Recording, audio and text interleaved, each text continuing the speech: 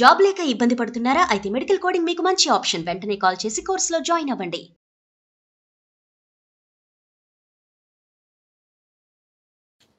Sir నాకు మా భార్యదే సమస్య సార్. నాకు ఏంటంటే 10 సంవత్సరాలు అవుతుంది సార్ మాకు మ్యారేజ్ అయ్యి. సార్ మాకు 2 పిల్లలు ఉన్నారు సార్ మాకు. ఒకరు 7 years, ఒకరు 6 years సార్. ఓకే. మేము ఇక్కడ హైదరాబాద్ లో నివాసం ఉంటున్నాం సార్. ఇక్కడ ఉద్యోగరీత్యా ఇక్కడికి వచ్చేసి ఇక్కడ ఉంటున్నాం సార్ మేము. అయితే నాకు సాయంత్రము 6కి జాబ్ అయిపోతుంది సార్. సాయంత్రం 6 తర్వాత ఇంటికి వెళ్ళేసరికి నాకు ఒక 20-25 minutes పడుతుంది సార్ నాకు ఇంటికి వెళ్ళడానికి. ఓకే. ఒకవేళ ట్రాఫిక్ జామ్ అయ్యి లేకపోతే ఏదన్నా అటు ఇటు అయ్యి కొద్ది ఒక 10 నిమిషాలు లేట్ అయితే ఇంట్లో నాకు టార్చర్ ఉంటుంది సార్.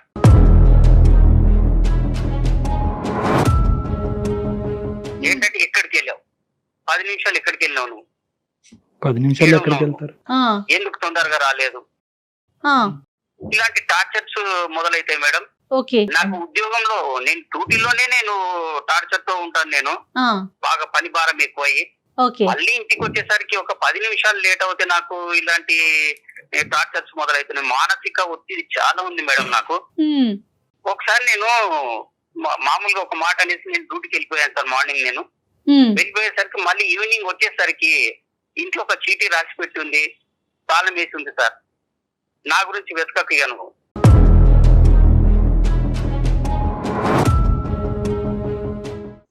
నేను ఎక్కడికైనా వెళ్ళిపోతున్నానని. నేను 2 పిల్లలు తీసుకొని వెళ్ళిపోయింది మేడం.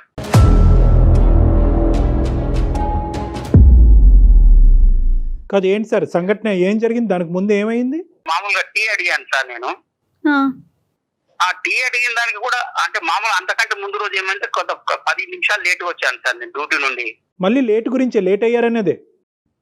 లేట్ అయ్యే దానికి మామూలు చిన్న చిన్న సమస్యలు సార్. ఇవి పెద్ద సమస్యలు కావు సార్. చిన్న సమస్యలకి అవి పెద్దగా చేసుకొని నాకు మెంటల్ టార్చర్ పెట్టేస్తుంది సార్. ఎక్కడుందండి, వాళ్ళ ఇంటికి వెళ్ళిందా? లేదు సార్, వాళ్ళ ఇంటికి వెళ్ళలేదు సార్. మళ్ళీ ఎక్కడ హైదరాబాద్ లోనే ఉంది సార్. సార్ రైల్వే స్టేషన్లు వెతికాను, తర్వాత ట్యాంక్ బండ్ దగ్గర వెతికాను. అదే కదా మరి, మనుషులు కనిపించకపోతే అది ఎంత కంగారు. నరకం లేండి, అది నరకం. తర్వాత సార్, తర్వాత ఇంకా ఎలాంటివి ఏమైనాయి? నేను టీ పెట్టియమంటే టీ పెట్టడానికి వెళ్ళి మామూలుగా చిన్న గొడవతో స్టార్ట్ అయ్యి మామూలుగా చీర కొంగు మన స్టవ్ పైన పెట్టి పడేస్తుంది సార్.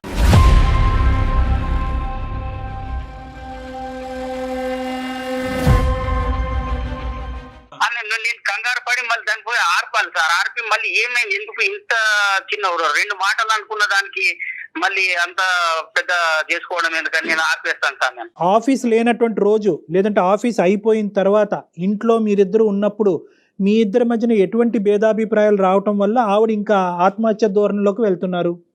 అంటే ఆవిడ మాట మీరు వినాలా, మీ మాట ఆవిడ ఆలకించాలా? అదే సార్, ఆమె మాటనే వినాలి సార్ నేను. అదేంటి అది డబ్బులా, ఇంటి పని వంట పనా, లేదంటే ఏదైనా ఇన్వెస్ట్మెంట్సా, పిల్లలకు సంబంధించిన అంశాలా, లేదంటే అన్నిటికీ ఆవిడ మాట వినాలా? లేదు సార్, పిల్లలు తర్వాత ఇన్వెస్ట్మెంట్ ఇవన్నీ ఏమి కాదు సార్. ఇవి కాకపోతే నా మాట వినాలి నువ్వు.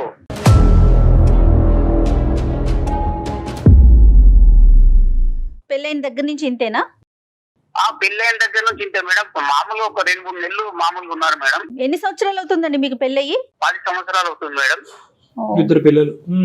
ఇప్పుడు మా వాళ్ళు ఉన్నారు మేడం, మా వాళ్ళు ఉన్నారు సార్. మా వాళ్ళ దగ్గరికి నేను వెళ్ళాను అనుకోండి, మా అక్క చెల్లెళ్ళ వాళ్ళ దగ్గరికి వెళ్తే ఎందుకు వెళ్ళావు అనేటువంటి గొడవ స్టార్ట్ చేస్తారు సార్.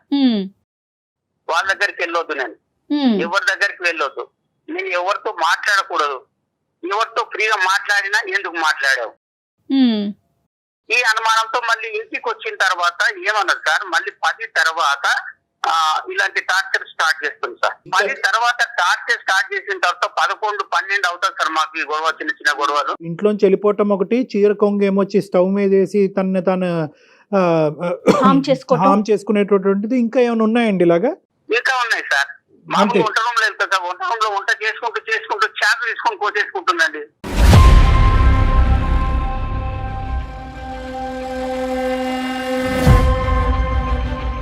ఇప్పుడు ఇవన్నీ ఏంటి అంటే నా మాట వినాలి అనేటటువంటి ఉద్దేశంతో మీ సైడ్ నుంచి ఆ అటెన్షన్ తన వైపు డైవర్ట్ చేసుకోవాలి, మిమ్మల్ని లొంగ తీసుకోవాలనే ఉద్దేశమా, లేదంటే ప్రాణాలు తీసుకోవాలనేటటువంటి ఉద్దేశమా? లేదు సార్, నన్ను ఏమన్నా సార్, నన్ను ఏమనకుండా ఆమె అదే. చేసుకోవడం, ఆమె అది సరే. చేసుకుంటాను సార్. మిమ్మల్ని ఏమి చేయదు, కానీ తను నిజంగా ప్రాణాలు తీసుకోవాలనే ఉద్దేశమా, లేదంటే మీ అటెన్షన్ తన వైపు డ్రా చేసుకునే ఉద్దేశమా? సార్ ఆ టైంలో నేను అటెన్షన్ లేకపోతే ఏమన్నా జరగవచ్చు కదా సార్. అదేలేండి, తన ప్రయత్నం కాస్త నిజం అవ్వచ్చు. ఓకే, అర్థం. అవ్వచ్చు కదా సార్. రైట్. నేను అటెన్షన్ లో లేకపోతే నేను ఏమన్నా అవ్వచ్చు సార్. అంటే అన్నట్టుగా ఉంటాను సార్. నేను ఏ టైంలో ఏమన్నా మళ్ళీ అటు చూసేసరికి ఏదో ఒకటి చేసేసుకుంటాను సార్. సార్ ఇంకోటి ఒకసారి హ్యాంగ్ కూడా చేసుకుంటారు, హ్యాంగ్ చేసుకోవడానికి కూడా ప్రయత్నం చేసింది సార్. దానికి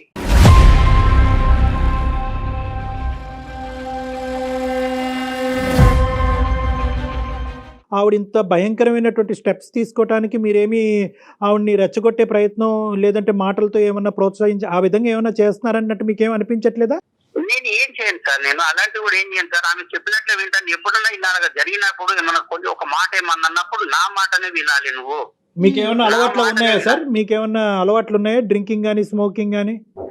లేవు సార్, నాకు అలాంటివి ఏం లేవు సార్. సార్ నేను ఇంట్లోనే ఈ బాధపడుతున్నాను సార్. నేను బయట అవన్నీ ఎఫెక్ట్ చెల్లబెట్టుకుంటాను సార్ నేను. అదే అర్థమైంది నాకు. మీరు వెళ్ళి మీ పేరెంట్స్కి కానీ వాళ్ళ పేరెంట్స్కి కానీ చెప్పడం జరిగిందా? ఇది ఏమైనా పెద్దల పంచాయతీ వరకు వెళ్ళిందా ఈ అమ్మాయి యొక్క ప్రవర్తన? ఎందుకంటే రేపు పొద్దున ఆ అమ్మాయి ఏమన్నా చేసుకుంటే ఒకటి ఆ అమ్మాయి చనిపోవటం, పిల్లలకి తల్లి లేకుండా అవటమే కాకుండా మీరు కూడా రకరకాల చిక్కుల్లో పడతారు కాబట్టి ఇది ఎప్పుడు ఇంటి బయటకు తీసుకెళ్లారా?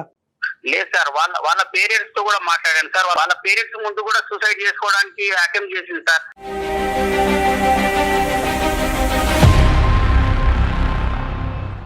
తన నేచర్ అదంటారా? అల్లుడు గారు మీరు కొంచెం మా అమ్మాయిని జాగ్రత్తగా చూసుకోండి అని చెప్పారు సార్. సో తను సరదాగా నవ్వుతూ ఉండే సందర్భాలు ఉంటాయండి ఆవిడకి? ఎప్పుడైనా నవ్వుతూ సంతోషంగా ఉంటాయా, లేదంటే ఎప్పుడు బాధలు, గొడవలు, చనిపోవటానికి థ్రెట్స్ ఇలాంటివే ఉంటాయా? అలా ఉండదు సార్ ఎప్పుడు. కాకపోతే ఏంటంటే ఎప్పుడు నేను చెప్పినట్లు వింటే హ్యాపీ సంతోషంగా ఉంటుంది సార్. ఆమె చెప్పినట్లు వినాలి, రైట్. ఆమె ముందు కూర్చోవాలి, ఆమె చెప్పిందే చేయాలి. ఇంట్లో ఫైనాన్షియల్ గా అంటే మొత్తం ఇల్లంతా ఎవరు చూసుకుంటారండి? తనే హ్యాండిల్ చేస్తారా మీరా? తనే హ్యాండిల్ చేస్తుంది మేడం. డబ్బులంతా తనే చూసుకుంటారు, ఎవరికి ఇవ్వాలన్నా ఏం చేయాలన్నా. సో ఇంకొక పాయింట్ మీరు ఏం చెప్పారంటే కనుక గొడవ పడతారు కానీ మిమ్మల్ని తిట్టడం కానీ, అసభ్యకరంగా తిట్టడం కానీ, మిమ్మల్ని హాని చేయడం కానీ అవి చేయదు. ఏం చేస్తారు, నన్ను ఏమన్నది సార్. కాకపోతే ఏంటంటే ఆమె ఏమన్నా చేసుకుంటే నాకు భయం సార్. నాకు ఒక మానసికమైనటువంటి ఒత్తిడికి లోనయ్యాను సార్ నేను. ఆఫ్ కోర్స్ అది భయంకరమైనటువంటి నరకం లేండి. ఎందుకంటే ఆఫీస్లో కూర్చోలేరు, ఇంట్లో కూర్చోలేరు, ఎక్కడ నిలబడలేరు. తనకు కావాల్సినటువంటి విధానం భర్త పాటించాలి అంటే కనుక తన ప్రాణాలు తీసుకోవటం గురించి కూడా తను వెనకాడదు. తన బాధ్యత ఏంటి, పిల్లలకి తల్లి ఏంటి, రేపొద్దున నిజంగా తను చేసేటటువంటి అటెంప్ట్ నిజమయ్యి తన ప్రాణాలు పోతే కనుక రేపొద్దున వచ్చే పరిస్థితి ఏంటి అన్నది కూడా అమ్మాయికి అర్థం కావట్లేదు. ఆవిడతో ఏమైనా మాట్లాడదామంటారా? ఆవిడ ఫోన్ ఏమండి, మీ వైఫ్ తో ఏమైనా మాట్లాడొచ్చా? మనం డాక్టర్ గారితో మాట్లాడించొచ్చా? వద్దు మేడం. మళ్ళీ నన్ను ఇంటికి వెళ్ళిన తర్వాత నన్ను ఏం చేస్తున్నా నాకు భయం వేస్తుంది మేడం. నాకు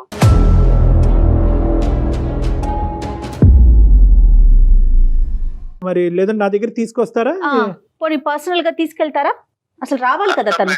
చూడండి ఒకసారి ఒక్క నిమిషం రమేష్ గారు, మీరు ఒకసారి ఆవిడకి ఫోన్ కనెక్ట్ చేసి నేను ఎలా మారాలో, నీకు అనుగుణంగా నేను ఎలా మారాలో నాకు అర్థం కావట్లేదు కాబట్టి నేను ఎలా మార్పు చెందితే కనుక నీకు నచ్చే విధంగా నీ ప్రాణాల మీదకి నువ్వు తీసుకురాకుండా విధంగా మలుచుకోవాలనే ఉద్దేశంతో నేను చేశానని చెప్పి మీ గురించి మాకు కాల్ చేసినట్టు ఆవిడతో చెప్పండి. ఆవిడ గురించి మాకు కాల్ చేసినట్టు వద్దు. అలా అయితే కనుక ఆవిడ మాట్లాడు 2 సెకండ్లో ఫోన్ పెట్టేస్తారు, రేపు ఇంటికి వెళ్ళిన తర్వాత మీ పని అయిపోద్ది.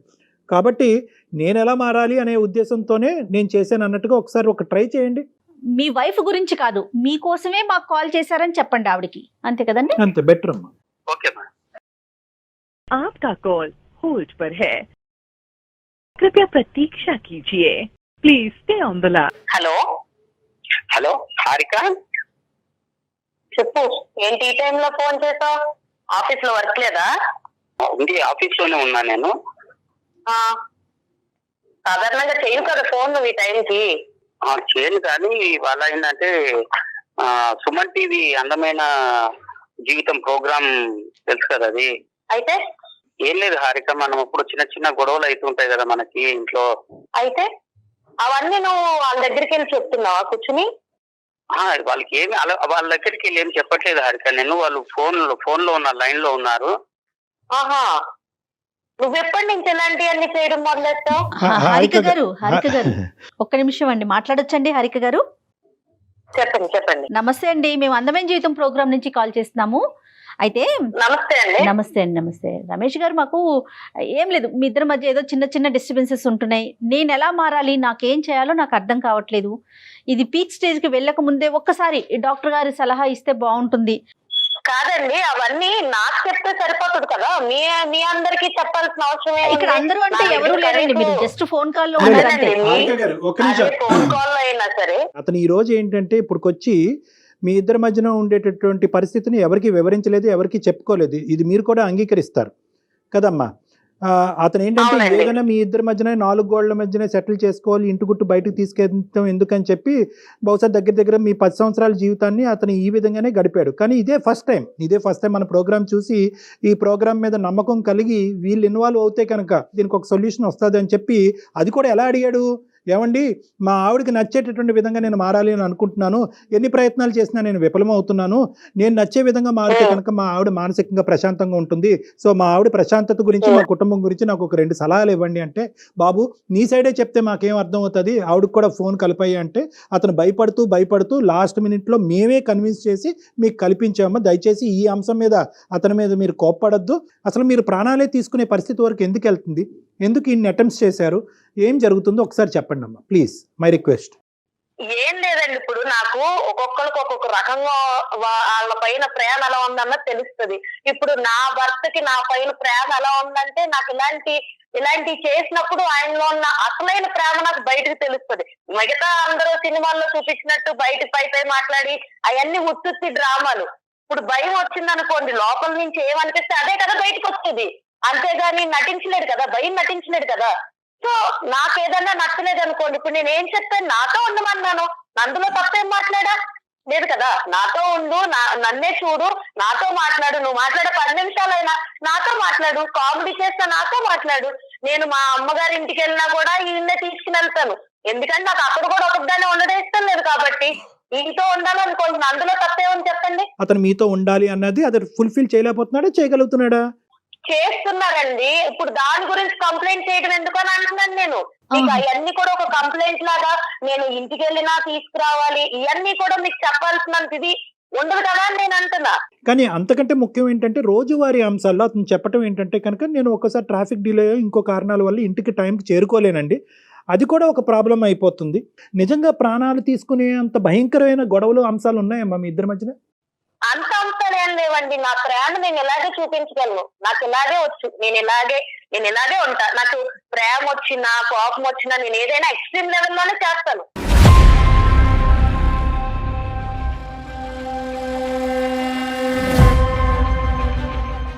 నేనంత సాదాగా నేను అలా లేనండి, చిన్నప్పటి నుంచి నేను ఎలాగే పెరిగాను.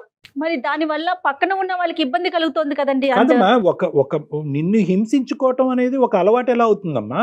నిన్ను హింసించుకోవటం, బాధ పెట్టుకోవటం ఎలా అలవాటు అవుతుంది? నువ్వు గీసినటువంటి బొమ్మలాగే నలుగురు అందులో ఉండాలి అనేటటువంటిది ఎంతవరకు పాసిబుల్ అవుతుంది? పోనీ అతను గీసినటువంటి విధంగా నువ్వు ఉండగలవా? ఇక్కడ థింగ్ ఏంటంటేనండి, నేను నలుగురిని ఉండాలని నేను కోరుకోవట్లేదు. ఒకటి, నేను ఆయన పెళ్లి చేసుకున్నాను, ఆయన నన్ను పెళ్లి చేసుకున్నాడు, నా మనిషి అన్న కూడా నాకు తగ్గట్టు ఉండాలన్నది నేను అనుకుంటున్నాను.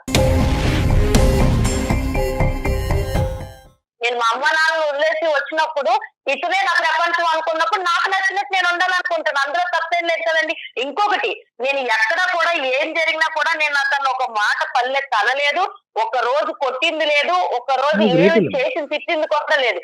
ఏదైనా ఉంటే నన్ను నేను హింసించుకుంటున్నా. అంటే ప్రేమ దక్కించుకోవాలి అంటే కనుక అవతల వ్యక్తిని భయపెట్టి బెదిరించి లొంగ తీసుకుని ఉక్కిరి బిక్కిరి చేసి, నువ్వు నన్ను ప్రేమించకపోతే కనుక నేను చెప్పినట్టు నువ్వు వినకపోతే నేను చచ్చిపోతాను అనేటటువంటి మాటలు బట్టే ప్రేమ? అదొకటేనా నీకు తెలిసినటువంటి ప్రేమ, ఒక మనిషి దగ్గర దక్కించుకునే ప్రేమ? నాకు ఇదే తెలుసండి, నాకు ఇలాంటిదే తెలుసు. నా సైడ్ నుంచి ప్రేమ అంటే ఇలాగే ఉంటది, నాదన్నీ ఎక్స్ట్రీమ్ లిమిట్స్ లోనే ఉంటది. మరి తప్పమ్మా, అలా ఉంటది అంటే కనుక రేపొద్దున మీ పిల్లలు కూడా పెద్ద అయిన తర్వాత, అమ్మ నువ్వు ఇలా ఉంటే కనుక మేము చచ్చిపోతాం, అమ్మ నువ్వు ఎగ్జామ్ రాయమంటే మేము చచ్చిపోతాను, అమ్మ నేను ఫెయిల్ అవుతే నేను చచ్చిపోతానని చెప్పి మిమ్మల్ని బెదిరిస్తారు. విధానం ఉంటే కనుక మార్చుకోవాలమ్మా. సారీ, మీరు ఏదో చెప్తున్నారు రమేష్ గారు. ఈ ప్రేమ కోసం, మన పిల్లల కోసము, నా తల్లిని, నా తండ్రిని, నా బంధుత్వాన్ని అందరిని వదులుకున్నా, నా స్నేహాన్ని కూడా వదులుకున్నారా హారిక నేను? ఇంకా నీకు ఇప్పుడు ప్రేమ పంచాలి నీకు? నేనేం వదులుకోలేదు నీకోసం.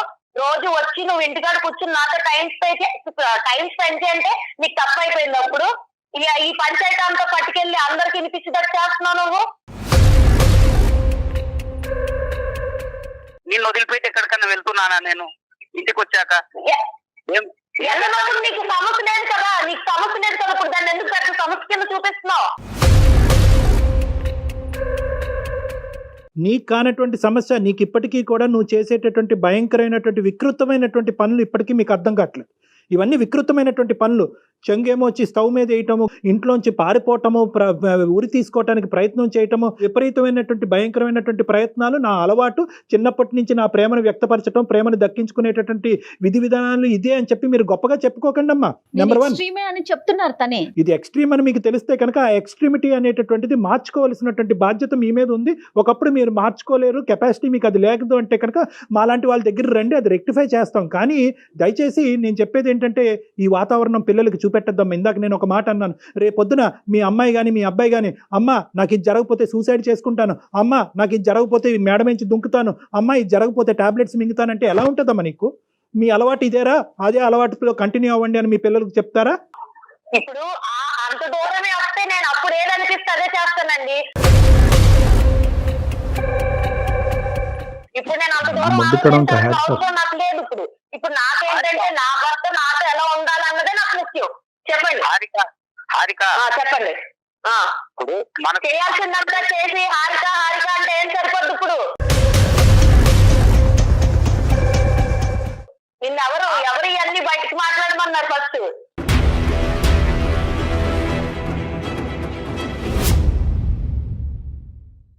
లేదు కాదు హారిక, మనకు పెళ్లి అయి 10 సంవత్సరాలు అయిపోయింది, 2 పిల్లలు ఉన్నారు హారిక మనకి.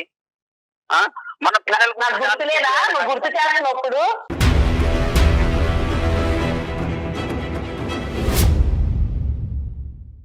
అందుకే కదా నువ్వు సరిగ్గా సరిపోద్ది కదా. నువ్వు అలాంటి ఏమి చేయనప్పుడు నేను ఎందుకు అలాంటి పనులు అంటే సరిగ్గా అంటే ఎలా ఉండాలని కోరుకుంటున్నారు హారిక? నాకేం లేదండి. ఆఫీస్ అయిపోయాక వచ్చి నాతో పాటు కూర్చొని టైం స్పెండ్ చేయాలి, నాతో మాట్లాడాలి, ఏదన్నా ఉంటే నాతో షేర్ చేసుకోవాలి. అన్ని నేనే అవ్వాలని నేను అనుకుంటున్నా. అందులో తప్పే నీవు చెప్పి నేను ఏం పాటించట్లేదు హారిక. నేను ఇంట్లో ఉండట్లేదు, ఎక్కడికైనా బయటకు వెళ్తున్నాను హారిక. ఇప్పుడు నేను ఎలాంటి టైంలో నేను అలాంటి అటెంప్ట్స్ చేస్తున్నాను చెప్పు. నువ్వు ఏదన్నా నేను చెప్పింది చేయకపోతేనే కదా నేను చేస్తున్నాను. అమ్మ నువ్వు అడిగేటటువంటివన్నీ అడుగుతున్నావు, అతను ఏమంటే చేసేటటువంటివన్నీ అతను చేస్తున్నానని అంటున్నాడు.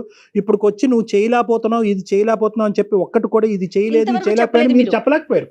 ఓన్లీ థింగ్ ఏంటంటే మీకు కావలసినటువంటి విధంగా అతను ఉన్నాడు, ఇప్పటికీ ఉన్నాడు. కానీ ఏంటంటే అతను ఏమన్నా ఆ గీత దాటి అటువైపు వెళ్తాడనేటటువంటి ఆలోచనతో ఏంటంటే మీరు అటో గీత ఇటో గీత దాటి దాన్ని బ్లాక్మెయిల్, నేను చచ్చిపోతాను అనేటటువంటి దాంతో ముడిపెట్టి ఇంకా ఇంకా ఇంకా ఇంకా లొంగ తీసుకునేటటువంటి ఒక పిచ్చి ప్రయత్నం మీరు చేస్తారు. కాదు హారిక, భయంతో లొంగ తీసుకుంటారా, ప్రేమతో లొంగ తీసుకుంటారా? ఏ వ్యక్తినైనా ఎవరినైనా ఇంత పోసగుచ్చినట్టు ఒక మగాడు కానీ ఆడదు కానీ సంసారం కాపురాలు చేయలేరమ్మా. ఇంపాసిబుల్. అతని వ్యక్తిత్వం బట్టి అతను ఉంటాడు, మీ వ్యక్తిత్వం బట్టి మీరు ఉంటారు. At the end of the day మీ ఇద్దరి మధ్యన ఒక బంధం ఉంటుంది, ఆ బంధానికి ఒక ప్రేమ ఉంటుంది, అంతేగాని ఇదేదో 2 1 2 2 2 4 2 3 6 అన్నట్టుగా ఉండదమ్మ. ఇది జీవితం. అది బహుశా నీకు ఎవరు చెప్పలేదు, ఇప్పుడు మేము చెప్తే అర్థం అవుతుంది అనేటటువంటి ఆస్తో నేను ఇలా చెప్తున్నాను. నెంబర్ 1. నెంబర్ 2 ఏంటంటే ఈరోజు నిజంగా ఈరోజు ఎంతో అదృష్టం బాగుంది కాబట్టి ఈరోజు నువ్వు నేను మాట్లాడుకుంటున్నావు అమ్మా. నువ్వు చేసినటువంటి ఒక్క అటెంప్ట్ అయినా కూడా ఈరోజు నిజమై ఉంటే కనుక నీ ప్రాణాలే దక్కుండేవి కాదు. ఒక పనికిరాని కారణానికి ప్రాణాలు తీసుకున్న ఒక భార్యగా, ఒక తల్లిగా చరిత్రలో నిలిచిపోతావు నువ్వు. ఏమన్నా అర్థం ఉందా? మీకేమన్నా క్యాన్సర్లు ఉన్నాయా? రేపో మాపో చచ్చిపోతున్నారా? లేదంటే ఇంకేమన్నా బలమైనటువంటి ఫైనాన్షియల్ బలహీనతలు ఉన్నాయా? తినటానికి తిండి లేదా? పడుకోవటానికి ఇల్లు లేదా? ఏం లేదు మీకు. అన్నీ ఇస్తే దేవుడు అన్నీ ఇస్తే ఇదొక రోగమేమో అని అనుకోవాలి మనం. నిజంగా నాకు కోపం వస్తుందమ్మా. ఇది కాదమ్మా బతికేటటువంటి విధానం. నీకు విపరీతమైనటువంటి యాంగర్ మేనేజ్మెంట్ ప్రాబ్లమ్స్ ఉన్నాయి, అది ఒక మానసిక రోగం. దానికి ట్రీట్మెంట్ తీసుకోవాలమ్మా నువ్వు. నాకు ఇప్పుడు చాలా కోపం వస్తుందండి. మీరన్నీ అన్ని మాట్లాడుతుంటే నాకు కోపం అలా వస్తుంది. కదమ్మా, మీకు ఎవరైతే కోపం నిజంగా వస్తుందో నిజంగా ఇంత నాకు చెప్పు కోపం వస్తుంది. కాదమ్మా, నిజంగా ఇంత చెప్పు చేతల్లో ఉండేటటువంటి మగాడు కావాలి అంటే కనుక నువ్వు ఏ రోబోనో పెళ్లి చేసుకోవాల్సింది. ఒక రోబోట్ని పెళ్లి చేసుకుని నీ చేతిలో ఒక రిమోట్ కంట్రోల్ ఉంటుంది, ప్లస్ మైనస్ అప్ డౌన్ నొక్కుంటే నీకు చెప్పినట్టుగా ఆడతాడు అతను. మీరు నా లైఫ్ డిసైడ్ చేయడానికి మీరు సరిపోరు కదండి. లేదమ్మా, లేదు, నేనేం నేను చేయాలి, ఓన్లీ ఏం చేయొద్దు అన్నది. అమ్మ ఇది కేవలం నీ మీరు లైఫ్ ఎవరు ఒక్కటే అయితే చేసుకోవాలి, కనుక మీరు చెప్పాల్సిన తల్లి అవసరం నాకు లేదు కదండి.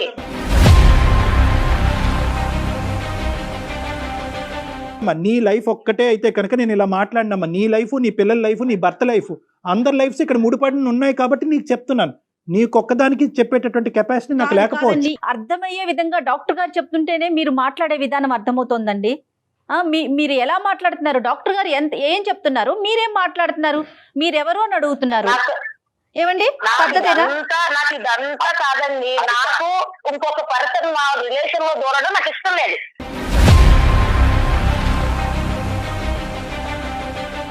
అది డాక్టర్ అయినా అవ్వండి, ఇంకెవరన్నా అవ్వండి, నాకు ఎవరు ఇష్టం లేదు. అది ఏదన్నా మీ ఇద్దరు మా ఇద్దరు ఇంకెవరు దూరడం నాకు ఇష్టం లేదు.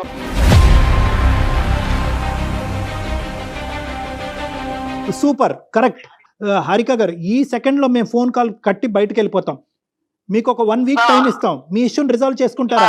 మీ ఇష్యూని మీ ప్రాణాల మీద తీసుకొచ్చుకోకుండా, సూసైడ్ చేసుకుంటాననేటటువంటి మాటలు రాకుండా, అటువంటి అటెంప్ట్లు చేయకుండా, ఇంట్లోంచి పారిపోకుండా మీరు మీ ఇష్యూని రిజాల్వ్ చేసుకునేటట్టు అయితే కనుక మాకెందుకమ్మా, మాకు ఇంకో 2000 మీ ఈమెయిల్స్ వెయిట్ చేస్తున్నాయి. మాకు బాబు మాకు హెల్ప్ చేయండి, బాబు మాకు హెల్ప్ చేయండి అని ఇంకో 2000 ఈమెయిల్స్ మాకు పెండింగ్లో ఉన్నాయి. వాళ్ళకి చేసుకుంటాం పోయి. వద్దనుకునే దానికి నీకెందుకు చేస్తాం? నిజంగా నువ్వు వారం రోజుల టైంలో కదమ్మా హారిక గారు, నిజంగా అతను చేసినా మేం చేసినా ఎవరు చేసినా ఒక వారం రోజుల్లో మీ యొక్క ఇష్యూని మీ హస్బెండ్కి మీ పిల్లలకి ఇబ్బంది లేనటువంటి పరిస్థితుల్లో రిజాల్వ్ చేసుకునే కెపాసిటీ, మెంటాలిటీకి మీకుందా? ఏది ఉన్నది నేను చూసుకుంటానండి.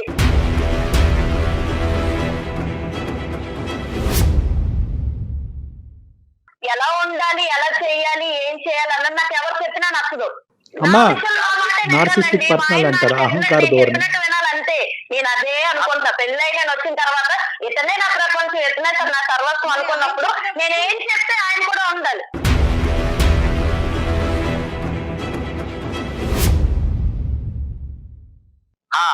డాక్టర్ గారు, మీరు వింటున్నారు కదా వ్యవహారం, రోజు ఇలాగే ఉంటుందండి. నాకు ఇంట్లో టార్చర్ నేను భరించలేకపోతున్నాను సార్. మీరు ఎలాగైనా మాకు ఈ యొక్క సమస్యకు పరిష్కారం చేయాలి సార్. రమేష్ గారు, టార్చర్ అనే పదం మీరు వాడుతున్నారు, మేము అనుకుంటున్నాం, జయ గారు అనుకుంటున్నారు. కానీ అక్కడ ఆవిడ అనుకోవట్లేదు కదా, ఆవిడకి అది టార్చర్లా కనిపించట్లేదు. అది విధానము, అది ఒక పద్ధతి, ఆవిడ నేర్పరితనము, ఆవిడ ఆలోచన శైలి. పుట్టేరుగా ఆవిడ ఇలాగే బతికిందంట. మా వాళ్ళని అందరిని వదులుకున్నాను సార్, నా ఫ్రెండ్స్ వదులుకున్నాను. అదే మీరు చేసిన పొరపాటు. పొరపాటు ఏంటంటే ఆవిడ ఒక చెయ్యి పట్టుకుని కిందకి, మీ కాలర్ పట్టుకుని ఒక్కొక్క మెట్టు కిందకి ఈడ్చుకుని వస్తున్నంత సేపు మీరు కిందకు వచ్చారు. ఎందుకు వచ్చారంటే కుటుంబాన్ని కాపాడటానికి మీరు వచ్చారు. కానీ అది ఆవిడకి అలవాటు, పరిపాటు కింద అయిపోయింది. సో ఈ మనిషిని పూర్తిగా కిందకి తీసుకొచ్చి కాళ్ళ కింద చెప్పులాగా మార్చుకోవాలనే ఉద్దేశంతో ఆవిడ వెళ్తుంది. అది కరెక్ట్ కాదు. ఆవిడకి ఎవరు చెప్పలేకపోతున్నారు. ఈ రోజు వాళ్ళ తల్లిదండ్రులు చెప్పినా ఇది చాలా చాలా బాగా నేర్చావు. ఈ రోజు నువ్వు ఫోన్ చేసి ఎలా ఉంది అలా ఉంది అని అంత చెప్పుకునేట్టుగా తయారయ్యావు కదా. నువ్వు ఇంటికి రా, చెప్తాను నీ పని.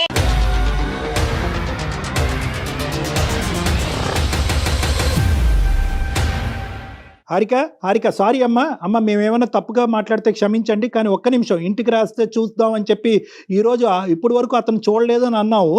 ఇప్పుడు ఏంటంటే అతను చూస్తాను అని అంటున్నావు. అతను చూస్తావో నువ్వేమన్నా చేసుకుంటావు అనేటటువంటి భయంతో మాకుంటుంది.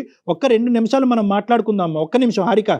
ఇప్పుడు ఇదంతా కాదండి, నాకు ఇప్పుడు కోపం తెప్పించాడు మా ఆయన. ఇవన్నీ మీకు చెప్పాల్సిన అవసరం లేదు. ఫస్ట్ థింగ్, నాతో మాట్లాడాలి. లేదా ఏదైనా ఉన్నా ఇలా ఉంది, ఇలాంటి థాట్ ఉండాలంటే నాకు ముందు చెప్పాలి. నాతో నువ్వు 190 సార్లైనా మాట్లాడాలి. నువ్వు నన్ను పెళ్లి చేసుకున్నావు కాబట్టి నాకు చెప్పాలి. ఎన్నిసార్లైనా నువ్వు చెప్పాలి. నేను వినకపోతే నాకు అర్థమయ్యేలాగా నువ్వు చెప్తూనే ఉండాలి. నేను వినకపోవడం నా చేతిలో ఉండదు.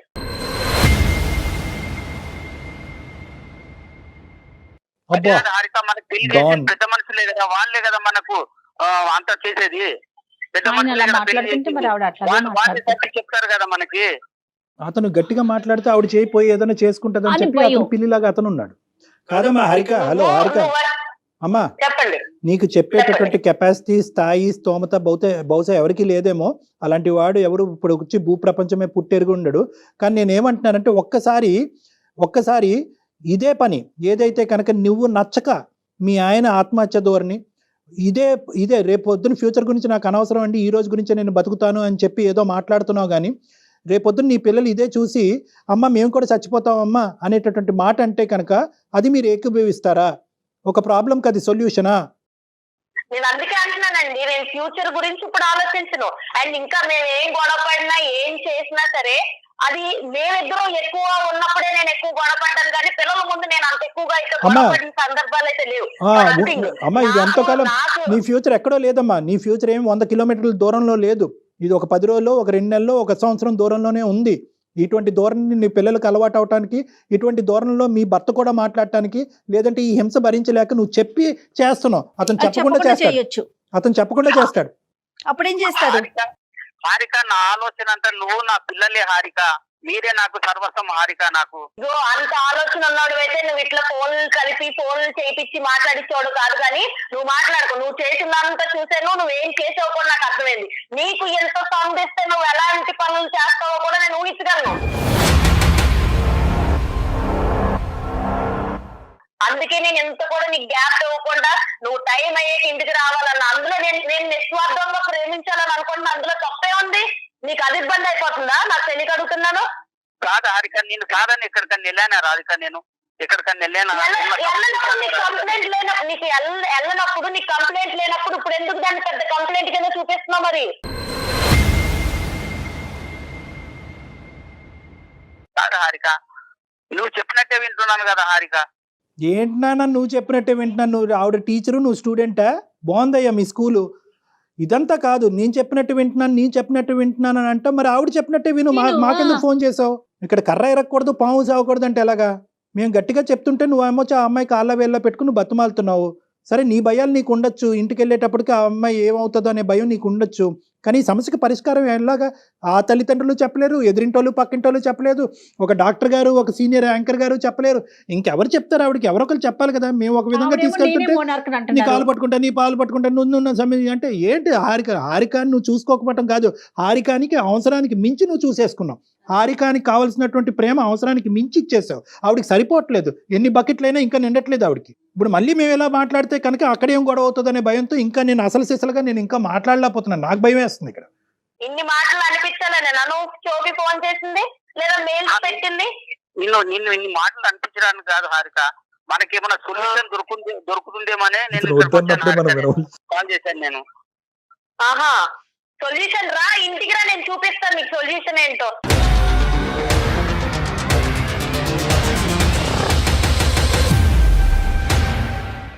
ఏం సొల్యూషన్ చేయొచ్చో, ఏం సొల్యూషన్ తయారు చేయొచ్చో నేను బాగా తయారు చేసి పెడతాను నీకోసం. నువ్వైతే ఆఫీస్ అయితే చక్కగా 6:30కి ఇంటికి వచ్చే ఏం సొల్యూషన్ ఉందని నువ్వు చూద్ది కానీ, నీ కళ్ళారా నువ్వు చూద్ది కానీ. థ్యాంక్ యూ సో మచ్ అండి మీ అందరికి. మీరు మాట్లాడింది నాకు హారిక అమ్మా, దయచేసి అమ్మ ఒకటి, నువ్వు అతనికి ఏం సొల్యూషన్ ఏ సూప్ పెడతావో నాకు తెలియదు, కానీ నేను ఒకటే అడుగుతున్నాను, ఒక్కసారి అవకాశం ఉంటే కనుక ఈ రోజు అతను చేసినటువంటి తప్పుకి బహుశా అతను మీకు కాల్ చేసి మేమే అతన్ని ఇబ్బంది పెట్టి బలవంతంగా నీకు కాల్ చేయించడం జరిగింది. ఎందుకంటే ఎక్కడో చోట ఒక సానుకూలమైనటువంటి పరిష్కారం ఈ ప్రాబ్లంకి ఉంటుందేమో అనే ఉద్దేశంతో నేనే కలపండి అంటే అతను చాలా భయంతో కలిపాడు. ఇందులో అతను తప్పేం లేదు, బహుశా ఏదైనా తప్పు ఉంటే నాదే. నేను ఒకటే మిమ్మల్ని రిక్వెస్ట్ చేసుకునేది ఏంటంటే, ఒక్క 2-3 రోజులు శాంతియుతమైనటువంటి వాతావరణంలో నా క్లినిక్ వైపు నుంచి మీరు వెళ్ళేటట్టుగా అయితే ఒక్కసారి నా క్లినిక్ రండి ప్లీజ్, మనం కూర్చొని మాట్లాడుకుందాం. సరే అండి, నాకైతే ప్రస్తుతానికి ఎవరి వాదనలు ఎవరి పరిష్కారాలు వినే ఉద్దేశం అయితే నాకు లేదు. ఒకరికి ఈ రోజు మీరైతే మాట్లాడారు కాబట్టి థ్యాంక్ యూ సో మచ్. దానికోసం అయితే ఉంటాను. మరి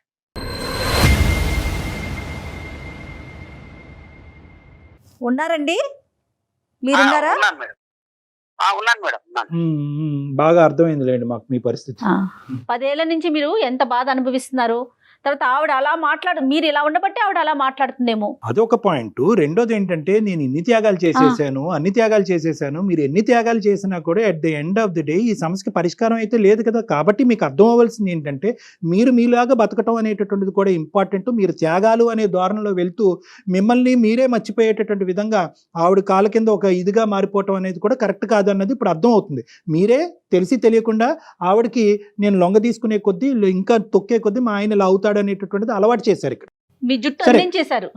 జుట్టు అందించారు. ఇప్పుడు ఏంటంటే టూ లేట్. ఇప్పుడు ఇదంతా మాట్లాడుకో మొక్కగా ఉంది మానే వంగునా అని అంటారు. సో ఇదంతా టూ లేట్. స్టార్టింగ్ లోనే ఏంటి నువ్వు చేసేటటువంటి డామినేషన్ ఇది కరెక్ట్ కాదు. అంటే నా ఫ్యామిలీ అని నా ఫ్యామిలీ కోసం చేశాను సార్ నేను ఇదంతాను. చేశారు కానీ ఫలితం ఏది? ఆ బకెట్ ఎక్కడ నిండింది? ఆ సంతృప్తి ఎక్కడొచ్చింది? ఇంత చేసినా కూడా ఆవిడ నోట్లోంచి ఒక్క పదం వచ్చిందా? ఏమయ్యా నాయన నువ్వు ఇన్ని చేసావు, ఇన్ని త్యాగాలు చేసావు అని ఒక్క మాట వచ్చిందా? కానీ నెగిటివ్ గా కూడా ఏం చెప్పలేకపోతున్నారు కదా కళ్యాణ్ లేదా గారు. మాకు నెగిటివ్ గా లేదు. ఆవిడ చెప్పేది ఏంటంటే ప్రేమ దక్కించుకోవటం అనే దానికి ప్రాసెస్ ఇదేనంట. అంటే ఏంటంటే అవతల మనిషి ప్రేమించకపోతే ప్రేమ ఇవ్వలేనేమో అనేటటువంటి భయంతో అతన్ని పిండి భయపెట్టి అతనిలో ఒక బెదిరింపు చేసి ఆ అది ప్రేమ కూడా దక్కించు. తనకు తాను హామ్ చేసుకుంటూ తనకి తాను హామ్ చేసుకోవటం అనేటటువంటిది కూడా ఏంటంటేనమ్మా ఇక్కడ చాలా వరకు చనిపోవాలి అనే ఆలోచన కాదు ఇది. బెదిరించటం బెదిరించేటటువంటి ధోరణే. కానీ ఇందాక రమేష్ గారు అన్నట్టు ఆ బెదిరింపు కాస్త నిజం అవ్వచ్చు. ఏదైనా అవకాశం ఉంటే ఒకసారి డాక్టర్ గారి దగ్గరికి వచ్చి కలిసే ప్రయత్నం చేయండి మీ వైఫ్ ని తీసుకొని. అంత అవకాశం ఇస్తారా మీకు? ప్రయత్నం చేస్తాను మేడం. Definite గా. ఇదైనా ప్రయత్నం చేయండి. ఈ విషయాన్నైనా డాక్టర్ గారి దగ్గరికి తీసుకెళ్లేదైనా చాలా సిన్సియర్ గా గట్టిగా ప్రయత్నం చేసి ఆయన దగ్గర కూర్చోబెట్టండి. ఆయనతో మాట్లాడిన తర్వాత అంటే డైరెక్ట్ గా ఫేస్ టు ఫేస్ మాట్లాడేటప్పటికి కొంచెం ఆలోచనలు మారుతాయి కదా. తప్పకుండా ప్రయత్నం చేస్తాను మేడం నేను. రిక్వెస్టింగ్ గానే మాట్లాడండి. అవసరమైతే ఓ 2 అపాలజీలు చెప్పండి. అలాగే సార్, అలాగే ఓకే చేస్తాను. Right అండి. Thank you. ఓకే రమేష్ గారు, అసలు సమాజం గాని కుటుంబ సభ్యులు గాని ఎవరు తోడుంటారండి ఇలాంటి క్యారెక్టర్ కి? ఫైనల్ గా చాలా మంచి ప్రశ్న అడిగారు. ఫైనల్ గా ఇలాంటి వాళ్ళ జీవితాలు ఏకాకిలు అయిపోతాయి. ఎవ్వరు ఉండరమ్మా, సంబంధికులు ఎవరు ఉండరు. వెనక్కి తిరిగి చూస్తే ఎవరు ఎవ్వరూ ఉండరు. కనిపించరు. తల్లిదండ్రులు ఆల్రెడీ డిశ్చార్జ్ అయిపోయారు. భర్త ఎంతో కాలం ఉండడు ఇలాంటి వాళ్ళతో. మనం ఇది రెక్టిఫై చేయకపోతే పిల్లలకి ఏముంది అంత ఓపిక ఓర్పు. పిల్లలు ఎందుకు అమ్మ నీ తిండి అక్కర్లేదు మా తిప్పలేదు మేము పడతాం అని చెప్పి తొందరలోనే వాళ్ళు దండం పెడతారు. సో ఇలాంటి వాళ్ళు ఖచ్చితంగా ఏకాకిలు అయిపోతారు. దేవుడి దయ వల్ల మీ దాకా కౌన్సిలింగ్ వస్తే బాగుంటుంది. నేనైతే మన ప్రోగ్రామ్ ద్వారా అది కోరుకుంటున్నానండి. చూద్దాం మేడం, చూద్దాం. Right అండి. రైట్.